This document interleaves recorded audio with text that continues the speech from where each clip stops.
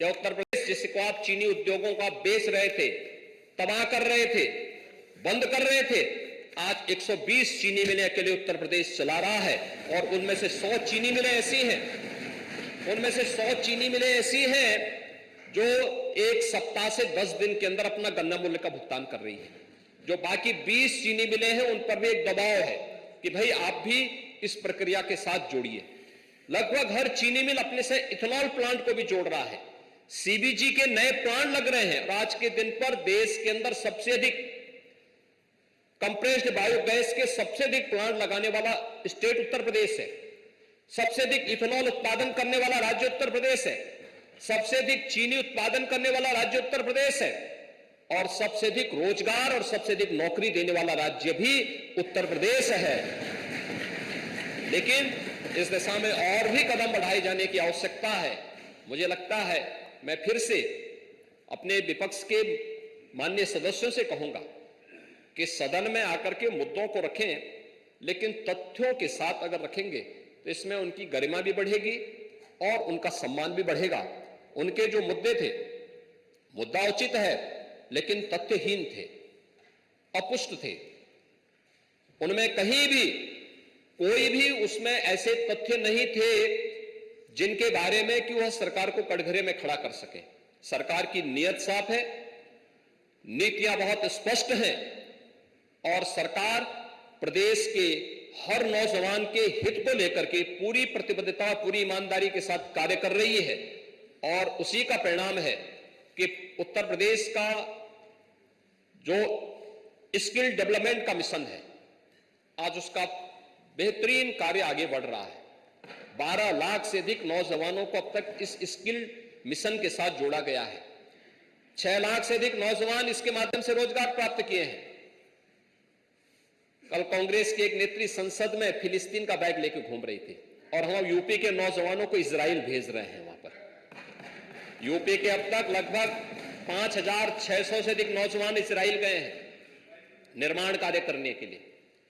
और हर नौजवान रहने का फ्री, खाने का फ्री और 1.5 लाख रुपए उसको वहां पे अतिरिक्त मिल रहे हैं और पूरी सुरक्षा की गारंटी भी है।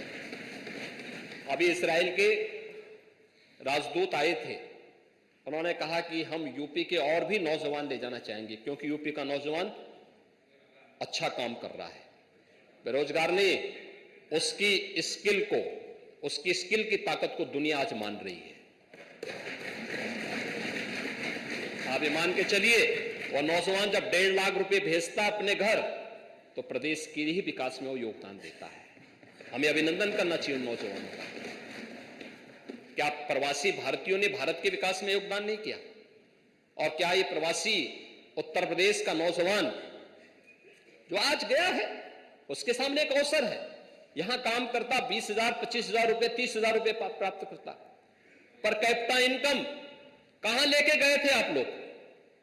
1947 में जब ये देश आजाद हुआ था, प्रति व्यक्ति आय उत्तर प्रदेश की भारत की एवरेज आय से ज्यादा थी।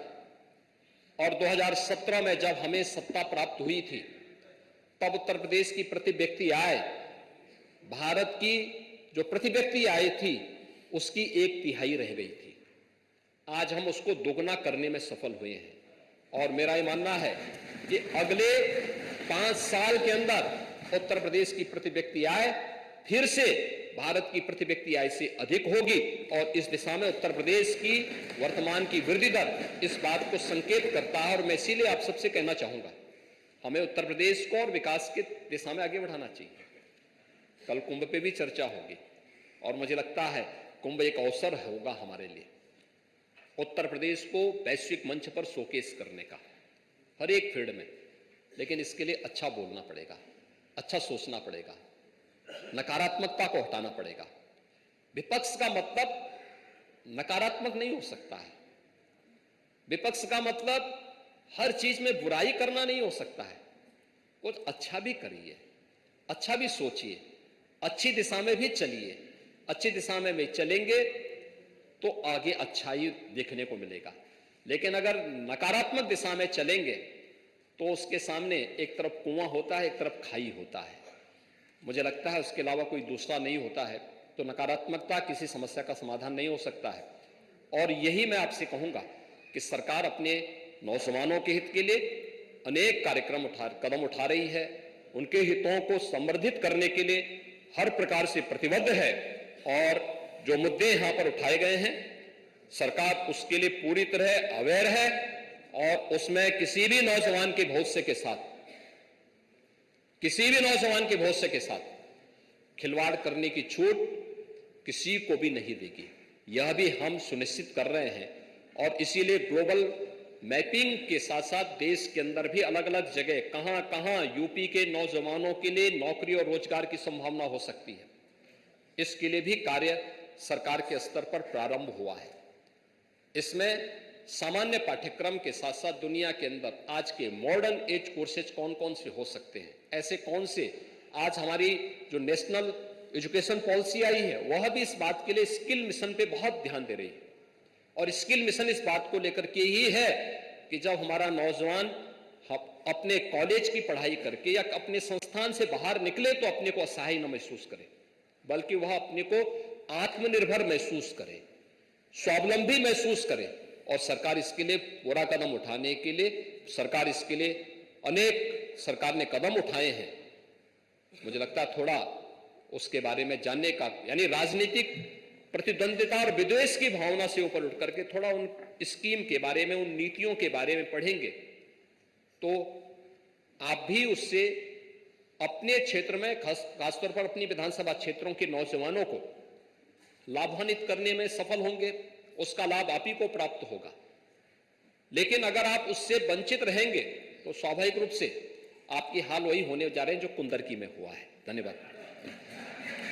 मैंने श्री मनोज पारस को सुना। नहीं हुआ, आपकी पुलिस ने किया कुंदरकी। ये चर्चा तो हो रही है, चर्चा नहीं हो रही माननीय अध्यक्ष, चर्चा नहीं हो रही। नहीं, वो चर्चा नहीं हो रही इसके ऊपर। आपने जो विषय उठाया था, मैंने श्री मनोज कुमार पारस को सुना, श्री पंकज पटेल को सुना, श्रीमती पूजा सरोज जी को सुना, माननीय मुख्यमंत्री जी को सुना। ये नियम 56 में नहीं आती, इसलिए अग्राह्य होती। अगली सूचना माननीय उत्तर प्रदेश में ऊर्जा विभाग के अंतर्गत आने वाले दक्षिणांचल विद्युत वितरण निगम एवं पूर्वांचल विद्युत निगम के निजीकरण के किए जाने के संबंध में है। आदरणीय श्री माता प्रसाद जी पांडे। माता प्रसाद पांडे जी बोलिए। ओम प्रकाश जी का नंबर 4 पे है। कौन बोलेगा? बोलिए माननीय ओम प्रकाश जी। माननीय अध्यक्ष जी, माननीय अध्यक्ष जी, जी बोलिए माननीय ओम प्रकाश जी। एक बहुत महत्वपूर्ण नियम 56 में बहुत महत्वपूर्ण है, जो कहीं न कहीं माननीय अध्यक्ष जी जनजीवन से जुड़ा हुआ मामला है। मुझे खुशी है। कहाँ से जुड़े हो? कि नेता कहाँ से जुड़े हो? जल जीवन से जुड़े हो। जन जीवन, मैंने कहा पावर, बिजली जन जीवन से जुड़ा हुआ मामला। अच्छा ठीक है। कभी कभी हो जाता है अध्यक्ष जी।